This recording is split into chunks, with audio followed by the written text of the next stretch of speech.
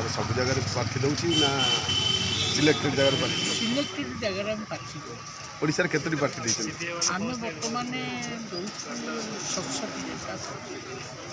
ଆଚ୍ଛା ଭୁବନେଶ୍ୱର ନିର୍ବାଚନ ମଣ୍ଡଳୀ ଆପଣ କେତୋଟି ଦେଉଛନ୍ତି? ତିନୋଟି ସାଂସଦୀୟ କେତେ କେଉଁ ଜାଗା 3ଟି 4ଟି ଦେଉଛୁ। କେଉଁ ଜାଗା?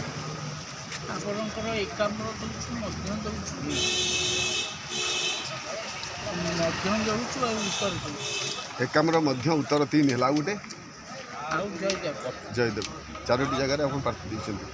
ଆପଣ କ'ଣ ଭାବୁଛନ୍ତି ପ୍ରାର୍ଥୀ ଆପଣଙ୍କର ଏଇ ଯେଉଁ ବର୍ତ୍ତମାନ 2024 ଯେଉଁ ନିର୍ବାଚନ? ଆମେ ତ ଲଢ଼େଇ କରିବା କଥା ଲଢ଼େଇ କରିବୁ। ଆଜ୍ଞା ଆମେ ମୁଦ୍ଦା ହେବା ଇଏ ଯେଉଁ ଗରିବ ଜନସାଧାରଣଙ୍କୁ ଶୋଷଣ କରାଯାଉଛି, ଦରଦାମ ବୃଦ୍ଧି, ବେକାରୀ ସମସ୍ୟା ସାମ୍ନାକୁ ଆଉ ବିକାଶ ପାଇଁ ଆମେ ସାମୂହିକ ବିକାଶ ପାଇଁ ଇଏ ସରକାର ଆମେ ଦେଖିଲୁ କଂଗ୍ରେସ ସରକାର, ଆମେ ଦେଖିଛୁ କେନ୍ଦ୍ରରେ ବିଜେପି ସରକାର, ଏଠି 25 ବର୍ଷର ସରକାର ଏପର୍ଯ୍ୟନ୍ତ ଓଡ଼ିଶାର ଉନ୍ନତି ହେଲା ନାହିଁ। ତେଣୁ ଆମେ ଲଢ଼େଇ କରୁଛୁ ଓଡ଼ିଶାର ଉନ୍ନତି।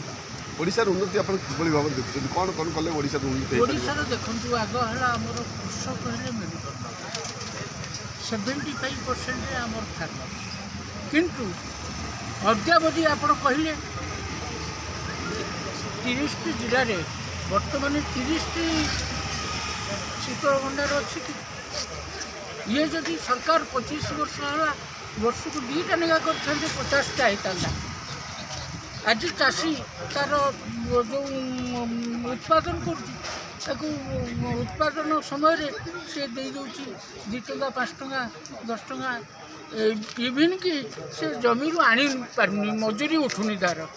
ତେଣୁ ଶୀତଳ ଭଣ୍ଡାରଟି ନାହିଁ, ପାନୀୟ ଜଳସେଚନ ନାହିଁ, ଏ ବହୁତ ମୁଦ୍ଦା ଅଛି।